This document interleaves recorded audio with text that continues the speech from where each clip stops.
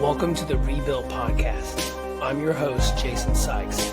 Each week, I sit down with people who have faced life's toughest challenges and come out victorious, along with mental health experts, coaches, and leaders. We explore powerful stories of transformation, faith, and practical strategies for building a life of purpose and resilience. This is the Rebuilt Podcast.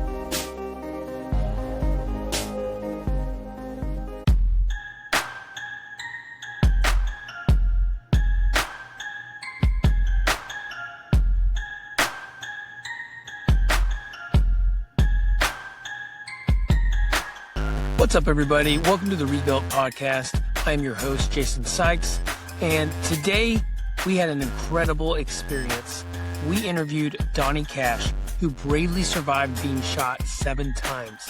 This ultimately led to the amputation of his left leg. We dove into how his life-altering experience reshaped his mindset and transformed his identity. During our conversation, Donny shared powerful insights on not allowing external situations to define his self-worth, the significant influence of those around him, and the importance of confronting the past and truly overcoming it. We also discussed effective strategies for maintaining a positive mindset, harnessing the power of the brain for success, and the importance of trusting the process and staying consistent with your goals. It was an inspiring and eye-opening experience. I'm excited for you to listen to it. Let's jump right in. Hey, Donny. Good to have you. Thanks for having me. I'm excited for this. Yeah. So for those who don't know Donny Kashh, why don't you give us a little bit of your backstory? So Donny Kashh I was born in Ottawa, single mother family, just kind of got bullied my whole life, got kind of a little nerd. And then I decided to move to Toronto to chase after my photography and videography dreams. And throughout that whole chasing the dreams, I kind of got into like working with a wrap company called Raptors, play on words, but we wrap cars. And so that the night before everything happened, I had my boss's G-Wagon, and we went to a party. And as we left the party, we basically my life changed forever that night, pretty much. Yeah. So what happened? So that night we were there at the party with some friends, and we were with 2 other girls. Bought my boss's G-Wagon. One of my other brothers was sleeping in the G-Wagon, so it was just me and my other brother inside the bar. In a bad area of Toronto where we didn't really realize where we were until we were there, which was like Rexdale. And as we were leaving, 2 individuals decided to follow us outside the bar. As we kind of turned around the corner, they decided to jump us, and me and my brother had to defend ourselves. And things just happened so quickly that it escalated that there was like 20 people versus the 2 of us. I remember I was on the ground getting kicked by like 4 girls, a couple guys, then I somehow magically just got away, made it to the grass. And I remember looking, I'm like, where's my brother? And I remember that there was all of them on him. So I ran back in to go help him. And I was very intoxicated at the time. And I remember just pulling people off, just ripping people off as fast as I could. And then I blacked out. My next memory would be I'd be chasing after someone down the sidewalk because he took my satchel, my side bag off me, and he would turn around and shoot me 7 times. Oh my So I'd feel the gosh. bullets go through me. At the first, I didn't really believe it. It didn't feel like it was real. I'm like, there's no way. I didn't really feel any pain. I'm like, I'm going to keep chasing after him. And higher power, God, the universe is like, you're in shock. You need to go get help. So I turned around, maybe made it like 5 meters, fell flat on my face. I tried getting back up. I physically just couldn't get back up. So I started crawling. And then again, the higher power, God, was just like, call 911. What are you doing? Why are you crawling?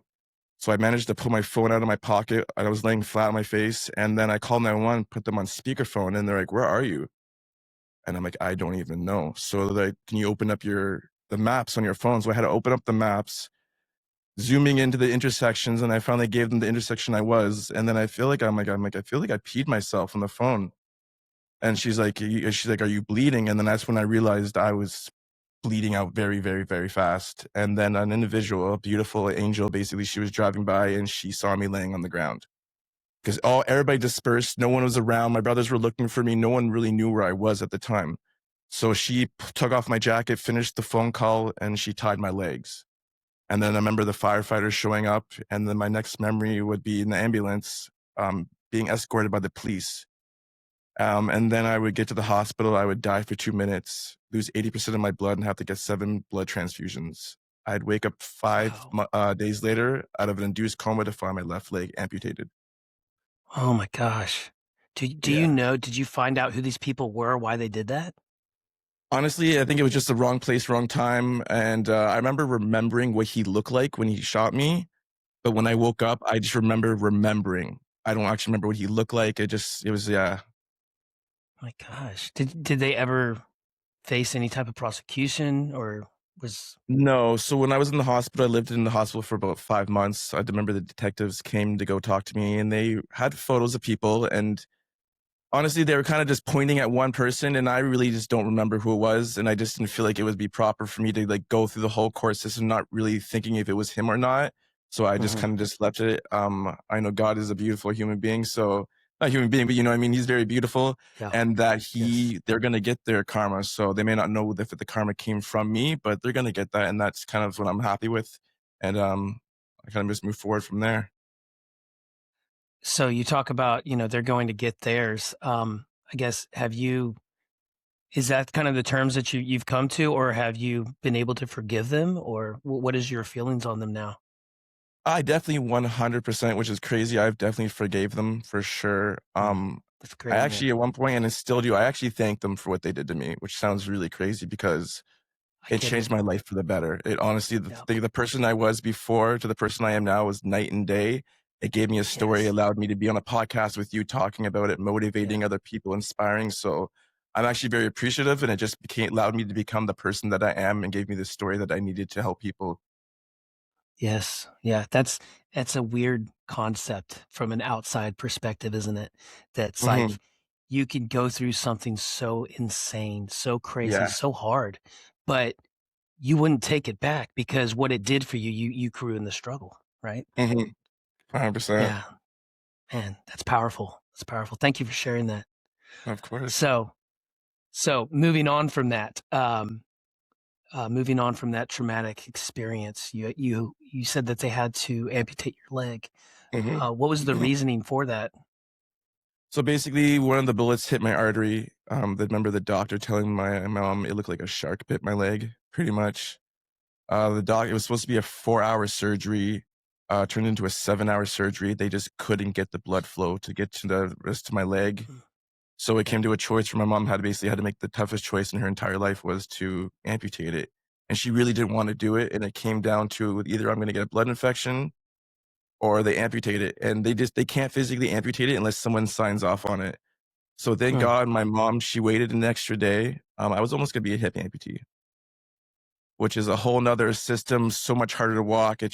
Makes life a little more difficult than it is now. Not that life is difficult, mhm. but, so she waited that one extra day, and I was able to become a above knee amputee instead of a hip amputee. Wow, man. And so once you left the hospital, obviously life was extremely different.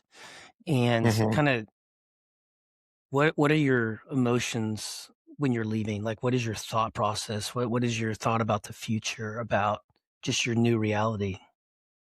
Honestly, I remember my brothers filming the video of me leaving the hospital. I was just so excited, ready to take on the world and just see what life could bring me and stuff like that. I had such Wow, a positive optimistic. yeah, 100%. The thing is, I remember when I first was looking at my leg, God came in and was like when the doctor first showed it to me, "You have 2 choices. You could be miserable or you could be happy and see where this goes." So for Mm, 98% of the time in the hospital, I was happy filming videos, doing push-ups, sit-ups, all that kinda stuff like that. So I was just ready to take on the world. So it was a very exciting moment for me when I left the hospital. mhm. So it's all about mindset. Mhm, it really was. Yeah, choosing happiness. Mhm. Yeah, man, that's very admirable. And I know that that was probably. I mean, I can't relate, but I know that that was probably very difficult at times. Even choosing happiness. Just the amount of emotions that you had. So The thing is, I don't think I really processed everything fully yet because you don't really realize sure. how your life is gonna fully change because 'cause you're living in a hospital, you're in a Yeah. wheelchair, you're not really using your leg. Now it's kind of Mhm. like you get to go on the world and see what life is gonna be like, and you have to, like, different obstacles, and the way you view things and the way that you maneuver is going to be very different. So at the beginning, it was just like exciting to learn something new. You know what I mean? But Mhm. the hard part was COVID happened right after I got out of the hospital. Mm. And that's where my mental health declined so bad. It just went downhill because I was stuck at home. I wasn't able to see my friends, and it became very, very bad for me. Yeah. So, a lot of depression at that point. Yeah, it came to a point where basically I was looking at ways to take my life. I was over it. I was like, this was a fun run. It was cool. I tried it, but this isn't in it for me. And I was missing hospital appointments because I was still in outpatient therapy. So I go to the I hospital bet. twice a week to learn how to like, keep learning how to use my leg and maneuver Yeah. and use stairs. And I just kept missing all those appointments too, to a Yeah. point where she was like, if you miss another appointment, you're kicked out of the program. And she's like, you have 3 more months to Oh, man. go. She's like, what's going on? And then I was like, the God came in and is like, he's like, just tell her, what do you have to lose? And I was like, I'm done. Like, it was fun. And she's like, are you willing to talk to someone? And her name was Rodney. And Rodney kind of just opened my mind up to show me that what I went through is my past and it doesn't have to make me my future. And that it doesn't dictate my future, and that I can grow and become a new person, and that it all becomes to how I look at things and how I perceive things. And that the only person that's gonna Yeah. stop me is me. And that really Yeah. just gave me the fuel under me to like know like, okay, wow, let's get out of this depression. Let's get out. I was also heavily addicted to Xanax at the time. I'm like, let's get out Yeah. of this. Let's pull ourselves out and just see what we can do with this. And it just became a very, very beautiful journey from there. Wow. Yeah. So you've mentioned God a few times. Were you a believer of God before this incident? No. No. I So was that's I something was else more of that like came. it was more of like a higher power and stuff like that. But Yeah. when the voice comes in your head and you're getting guided and it's pushing you to the right destination that you want, you start realizing that like, okay, let me let you guide me, let me keep going because you've already Yeah. brought me this far, so I know you're gonna keep me going. That's good. So what does your relationship with God look like since? Just trust and push me forward and allow me to be the person that I want to be, and just keep giving me things in bad or good that's gonna allow me to be the person, allow me to grow and create the mindset that I need to become. Mhm. So do you think that God allowed this to happen so that you would have this story so that you could motivate and influence others? 1,000,000%. Yeah. That's good, bro. Mhm. Man. So, okay, let's go back to the depression part. Yes.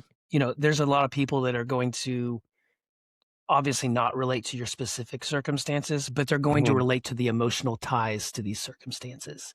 And Yes. I know COVID was horrible, and for something like this to happen during that, it was just insult to injury. You're like, Yeah. oh my gosh, like, not only did this happen, but I have to go through this alone because of everything. And it's like, man, it's just so unfair. But depression, I think every human being can relate to depression in one way or another. It is part of the human condition. How did you, if you can be more specific on how you were able to overcome that depression, what did that look like for you in the growth out of the depression? Honestly, like, as weird as it sounds, I looked at the depression as I get to create a new person in a sense, where Mm, basically I'm going through this very negative situation. I know who I wanted to become. I'm just gonna believe in myself and have hope. That's what really got me through it, is hope. Knowing that mhm. this is not gonna be forever. And a lot of really people realize the depressions you've gone through, it's up and downs. Life is full of up and downs. You've got pushed through it before, you can definitely do it now. It may be longer, it may be shorter than the past, but just having that hope and that belief that you're going to get through it, you know what I mean? And this is just a time in your life, and this is a very good learning experience. Where again, so sometimes these depressions, we get to rewrite ourselves. We get to create a whole new person and then create new goals for ourselves. And I want to go to the gym, and I know this is going to help me, and I know this is going to help me. So we start setting all these goals and dreams, and it gets us more and more excited about life, knowing that in a year from now, life is going to be very beautiful and very different. So having that mindset and just knowing that it's going to pass and we're going to get through it, and knowing that start creating these dreams and goals and just getting excited for life, it's gonna do it. And then also just the baby steps, one day at a time, 1% better every day. Again, Rome was not built in a day, right? So just knowing that Mhm. it's gonna take time, and just like love the process and enjoy the process. Yeah. And sometimes those days where it's really hard are sometimes when you look back at it are the best days because we learned something about ourselves or we learned how far we could really push ourselves and how far we could really go. Yeah, no, that's absolutely right. And kind of like what I mentioned before is you learn who you are in the process. You know, that Hmm. the growth is the journey is the the focus. I mean, if you can focus on the journey, because you're going to be a completely different person on the other side, right? 100%, I yeah. think a lot of people don't realize that, like, and it might come down to a growth mindset or a closed mindset, but even with people who have growth mindsets, they're like, well, I just want to be this. It's like, okay, but there's a process like everything else. And Hmm. at the end of it, you might not be that. You might have found something completely different that you didn't even know you wanted. And now you're at, from going from A to B, no, you went to D, and D is better than B could have been. You know what I mean? Yeah, And so, unexpected. yeah, I wrote a book earlier this year called The Identity Exchange, and it's all faith based, but it's basically taking the identity that the world gave you that you believe and replacing that with God's identity. Hmm. And people don't understand that they have the power to do that, but it starts with their choice. And I like that you said that it starts with, I was going to get out of depression. I was going to have hope. I was going to set goals, Yeah. right? It's powerful when you start telling yourself those kinds of things because you are your worst enemy or you're your biggest hero. And that's the one thing that really is like I resonate with the most is knowing that you have the power to destroy yourself, you have a power to make yourself, and that's what really pushes me in going forward that I have the power. Yes.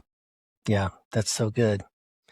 So healing from this trauma, um, what it's been 5 years now, right? Just over 6 years. Just over 6 years. So Yeah. healing from this, has it gotten a little better every day, or Honestly, like I feel like I've really like healed from this. I've really accepted who I am and who I'm becoming, and this is my identity now, and I've really accepted it. If you yeah, see me out on the streets, everybody's gonna know me. I'm that guy with the one leg because I show it. I'm not afraid to it. Every day I walk around with my leg showing, and I know it is inspiring other people too. So it's really allowed me just this is my identity now, and this is who I. So I healed. I love the journey now, and just now I'm so excited that the fact that I was able to heal now I'm like, now you can go on to next step. You know what I mean? So it right. was very it was fun healing. It wasn't easy, but it was worth it. Hmm. And one thing I got out of that was that you can't grow on top of something that you're pretending.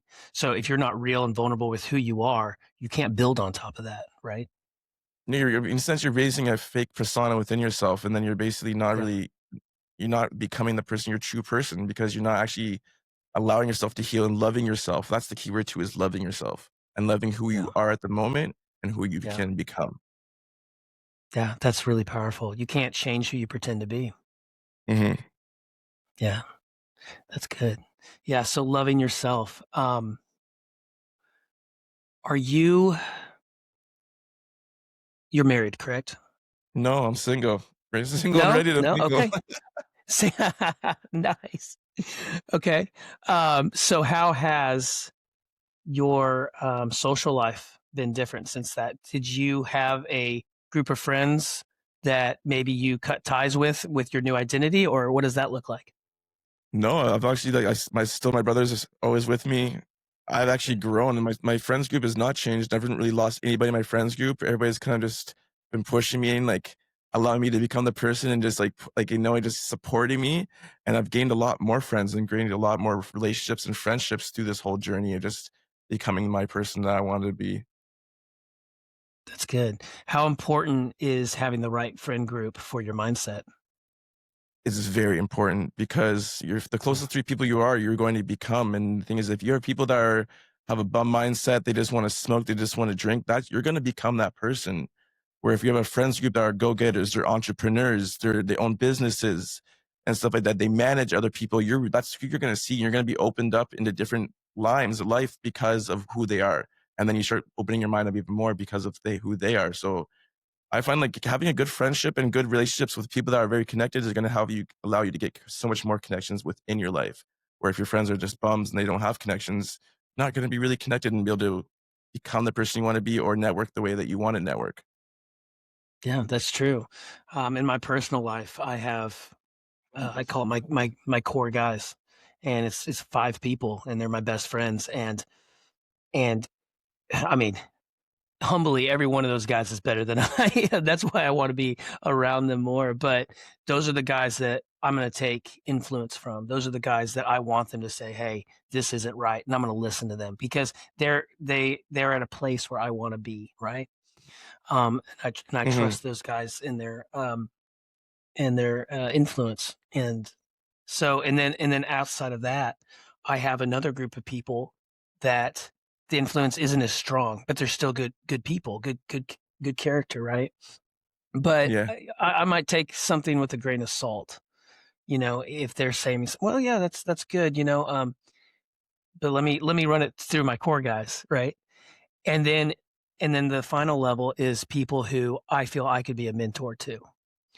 And those are the guys that I'm pouring into. They might say some good stuff or do some good stuff, and I can acknowledge that, but I'm not going to try to be like who they are at that point, but I'm going to try to encourage them to step up.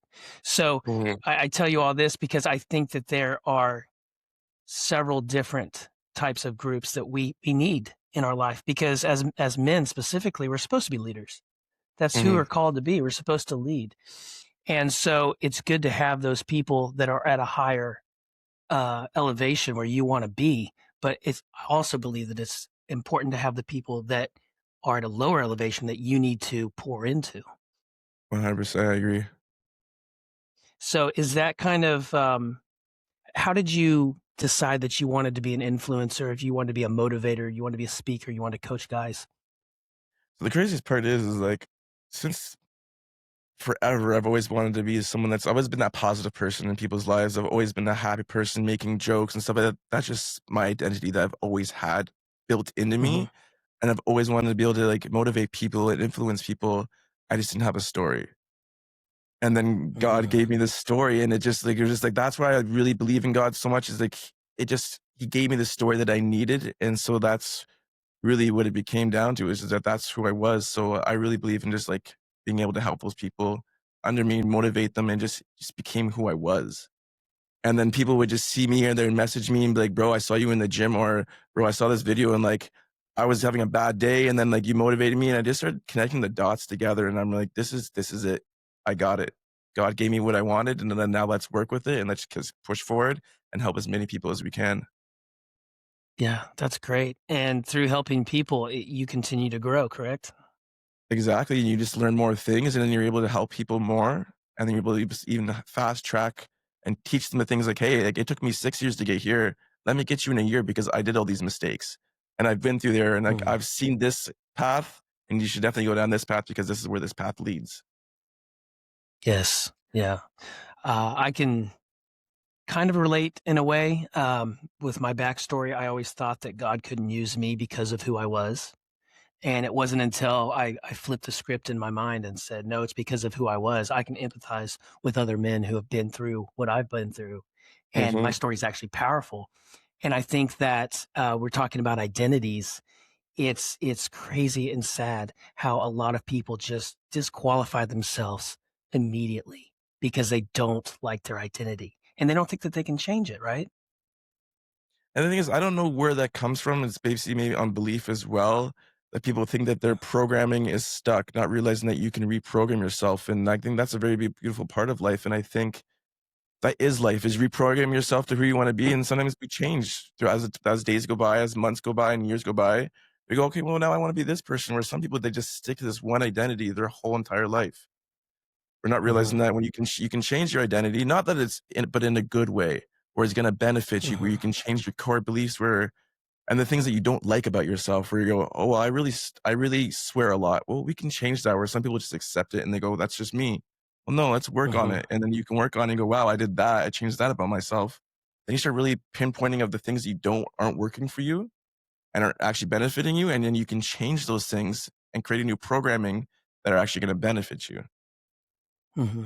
Yeah. And a lot of people, like you said, they just don't know how. I think that a lot of it comes from, you know, your past. Hmm. Um, how who raised you, how you were raised, what happened to you. Um, and it's psychological. You have to deal with that first before you can move on. You can't change yourself if you don't know yourself, like we said before.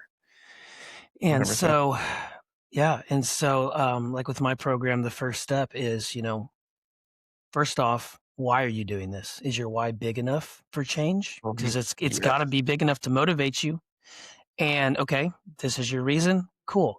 Well, why are you the way you are now? Let's look at your past. What were your past decisions? What did this person do to you? So on and so forth. And then it's saying, okay, well, these are the lies that I've told myself because of it. I'm going to stop that, and I'm going to start speaking different truths about me, because then Yes. you get into the psychological aspect of it. You lie to yourself all the time, and you believe your own lies, and that's what makes you stuck. 100%. And I agree with that fully. It's creating that. And the thing is, what is I feel like a lot of people do, they numb themselves. They run away from that. Mm. It's scary to figure to end to look at those things that are giving you trauma, that are slowing you down. Some people are scared. They don't want to relive those situations. Yeah. But sometimes you have to really sit down and be quiet with yourself and really be one with God in your mind and just really break it down and sit there for a couple hours, 2 hours. It may be painful. You may cry. It may be really hard. But you got to really Hmm. identify what is those true things that are actually slowing you down and really breaking you down and dealing with those things. And then again, creating that program of just like your why. So how do we get Hmm. this? And that can be really a part of your why is I don't want to live like this anymore. Yeah. Yeah. I do engineering full time, and we have a term, reverse engineering. You can't fix a problem if you don't know what caused it. You have to get to the root. So you have to work Exactly. backwards and say, okay, here's my problem. Where did this come from? And that's possible to do in your mind, but you have to understand Mhm. how your mind works, right? Yeah. Um, and you don't have to go to, college to be a psychologist to understand that. There's plenty of great books out there. There's plenty of good people to talk to. I put a little bit in my book. Didn't want to overcomplicate it, but just learning your brain as a tool, you know, the better you understand the tool, the better you're going to be able to use it. Right. 100%. Yeah. That That's was that good. was a huge thing for me when I first was, like, going through my healing journey with probably, like, year 2. I was really learning about the brain and how it worked in meditations and how we can heal Yeah. ourselves and, like, the placebo effect, and it just really showed me how you could rewire your brain. I Yes. think it's called Rewired on, by Doctor Joe Dispenza. So I watched the whole Yeah. series of that, and it just really showed me how you could change your brain and how the neuroplasticity and the different parts of the Hmm. brain and what those parts of the brains do and how to change those and why they're slowing you down and how you can speed things up. So that's really I really agree with that because I really learned like the brain is the powerhouse of everything. So why not learn the brain, Yeah. how it works, why you do certain things and why you do certain habits and stuff like that. The minute you learn that, then you Yep. can learn how to rewire your brain so much easier, and it's really fast tracks you to believing in yourself, knowing that you can do this. When you said the magic word, habits, that is the key to everything, is being consistent. If you're consistently negative, telling yourself this and that, that's the life that you're going Mhm. to have. That's why you have to stop saying the lies and start speaking positive truths, even if you don't believe it right now. Even if this Yes. man that you want to be, you might not have any ties to that man right now. But if you journal and tell yourself, write down, look in the mirror, say your affirmations, say, this is who I'm going to be, or this is who I am now. Even if you're not, eventually you're going to trick your mind, and your mind's going to start believing that, and you're going to live a completely different way. But it comes to consistency, and it comes to Yes. building habits, right? It's kind of like with the gym. I know that you work out and you do physical training and things like that. Yes. Um, I mean, it's an obvious answer, but how do you get bigger muscles?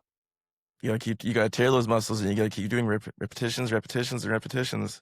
Consistency. Yeah, yeah, and also knowledge. Mhm. You got to continue growing mentally, so that you can grow physically. You got to know what to put in your body at the right time, what works for Mind and you. body. Yes, sir. Yeah. Yeah. So how has your motivation in the gym been since the accident?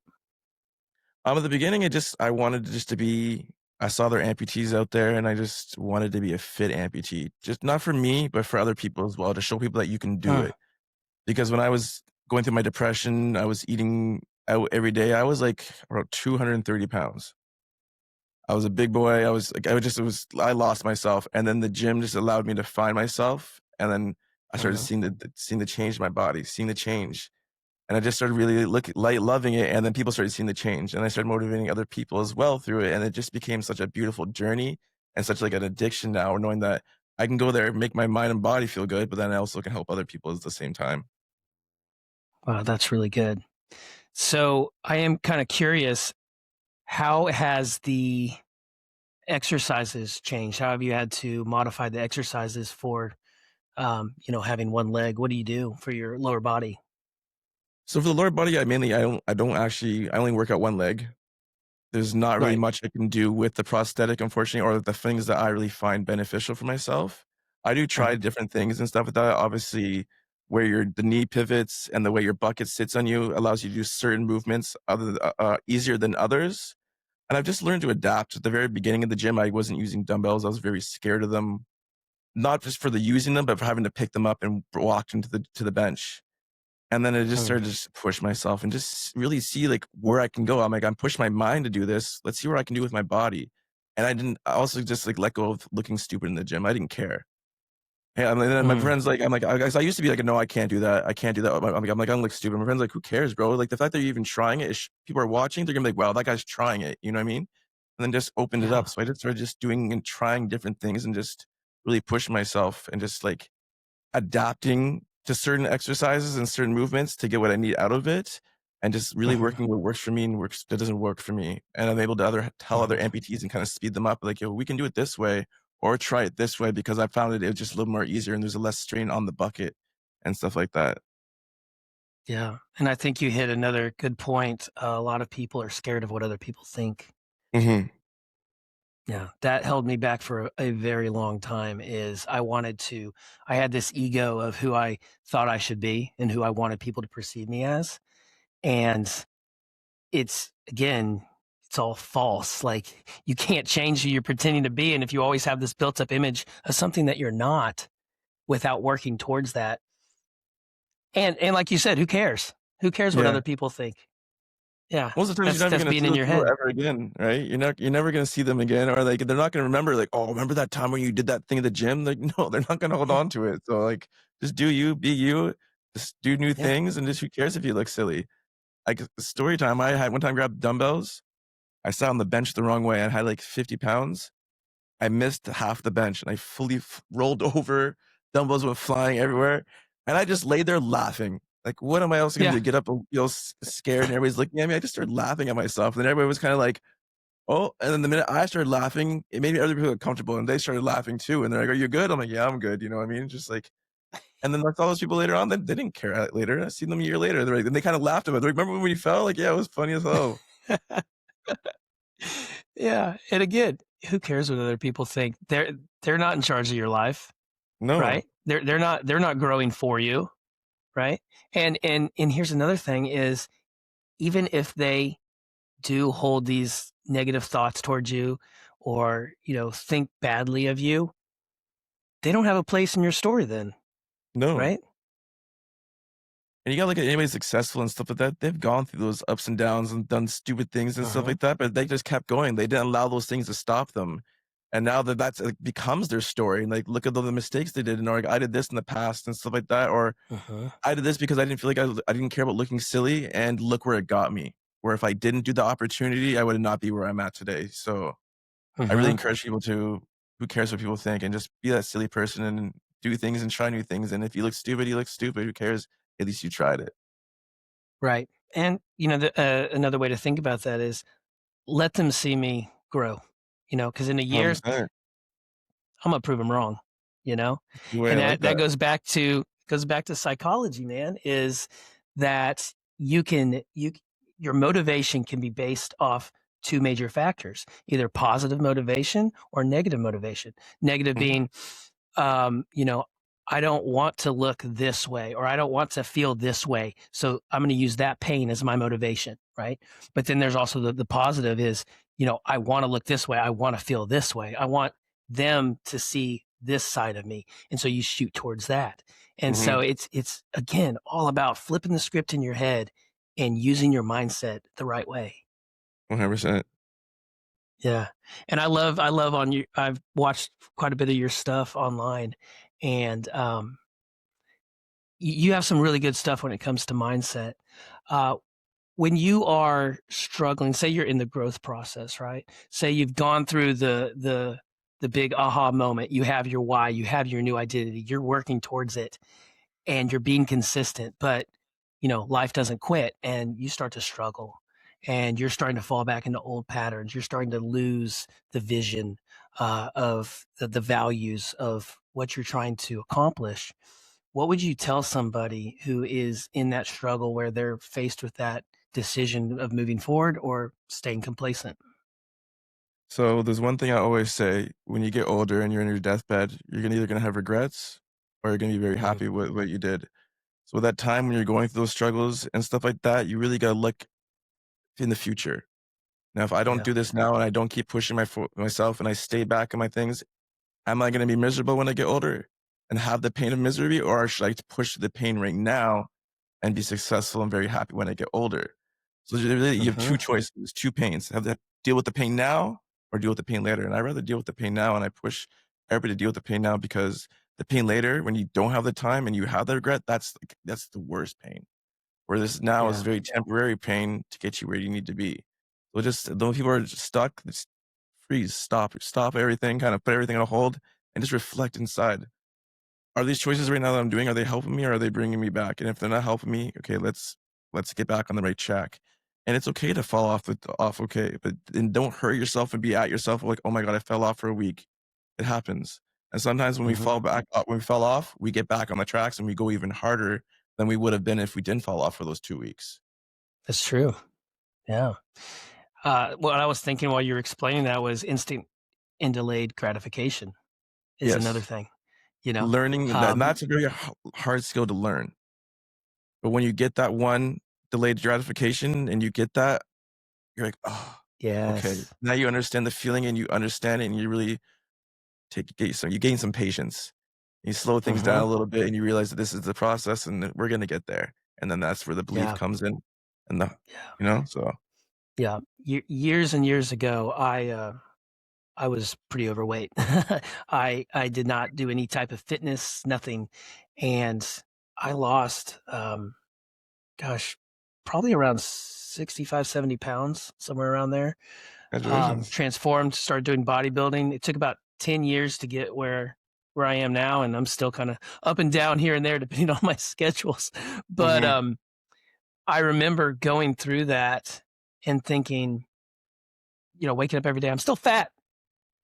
This isn't working, right? And mhm, then a week later, I'm like, man, I'm still fat. It's not working. I'm gonna go get some ice cream, man. This sucks, you know. And then I remember one day I woke up and I was like, walked by the mirror and I was like, dang, I'm not as fat. What's going on? And then like a few months later, like I'm like, dang, I don't fit any of my clothes. And people are like, man, who is this guy, right? And mhm, so then I reached that level of, okay, I'm a fitness guy. That's what I do now. And then I was like, all right, so now I'm going to start learning about macros, and I'm going to start learning about body fat percentage, and I'm going to start really going into it, right? Start doing the real bodybuilding stuff. And I was like, it's not working. I'm still just skinny. I'm not, and same process over and over. And then one day I looked and I'm like, what the hell is that? That's an ab. Oh my God, I have those? I didn't think I had those. I mhm. didn't think I was built with those. It just popped up one day, It's like you trust the process, you're consistent, and you get the results. And it's the delayed gratification because Yeah. I was trusting the process that I was going to have something better, and I stuck with it. And look where it brought you, right? Yeah. Yeah. And I mean, I still struggle here and there. I mean, it's the holidays right now, so I'm kind of like, whatever.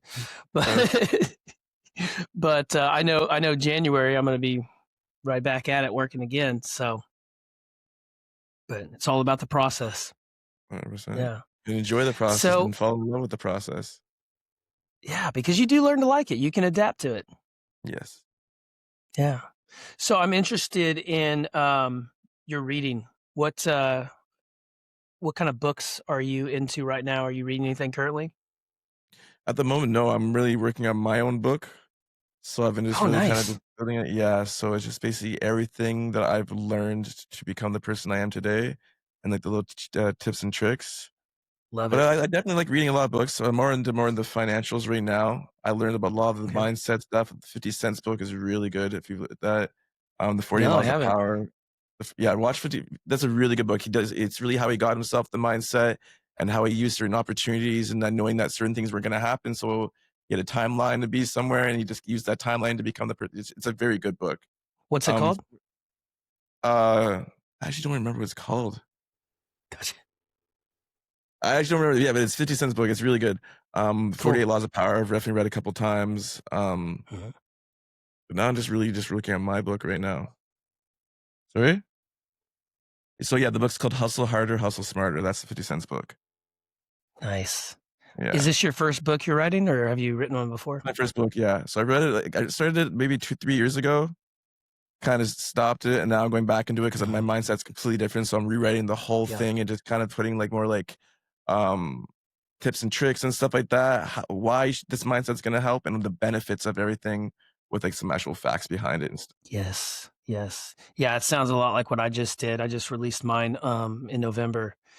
And it's funny because it started out like when I started, I was like, I'm not going to write a book. My wife's just like, hey, you should write down your story. And I was like, okay, well, I'm journaling. So I'll just start journaling about, how I feel about my life. Mhm. And I just kept doing that and it kept getting bigger and bigger. And I was just like, hey, I'm going to start putting what I've learned, and just became a book. And I was honored to be able to finish it and share it. And I hope people get, the practical advice out of it, but I'm super excited for yours. Do you have a name for it yet?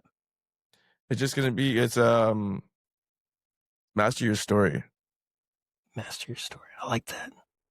So basically That's everybody good. has a story and it really is you gotta master your story. And then once you master your story, you become the person who you are and your true identity. And then you use your story to help others. Yes. Man, speaking my language. Yes, sir. I love it, man. Well, hey, what else? I want to be respectful of your time. What else do you have that you would like to share for anybody who's listening to this? Maybe they got inspired. Maybe they have some doubts. Maybe they don't know where to go. Just anything that you'd like to give us.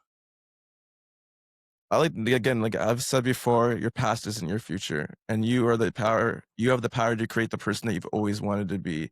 It may not happen in a year, it may not happen in 2 years, but trust the process, chase the journey and go after it. Because a lot of people do this, they don't know where to start. Just start.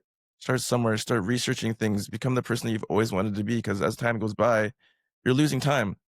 So, and I know that everybody has this identity that they've always wanted to become. Just chase it, just go after it. What do you have to lose? And if What's you the didn't it didn't alternative? work out, it didn't work out, you know, and at least you tried, and that's what matters the most.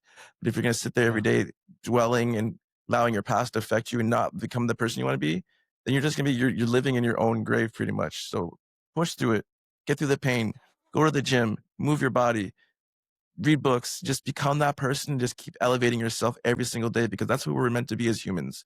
We're not to be stagnant and comfy. We're meant to be keep growing and growing and growing and finding new self discoveries within ourselves and really realizing how powerful we are as a human being. Yeah. That's so good. That's great, man. So other than the book, what's next for you now? On the book, I'm getting in more into the coaching and I'm going to start like actually helping people, bringing them on and just giving them and elevating their mindset through the whole mind, body, and fitness. So it's just like it's a whole rewire of your whole body, getting you in the gym, creating your mindset, nutrition, Yeah. everything. So you can just become that because it's all ties in together. So right now I'm just really started working on the coaching business, getting it everything down, just breaking it down, the PDFs and stuff like that, and just really Yeah. allowing people skipping that process and just allowing people to become the person that they've always wanted to be. Yeah. Props to you, man. I'm excited for you. That is definitely needed in today's culture and in today's world with men. I mean, there's a crisis for men just to be men, and Mhm.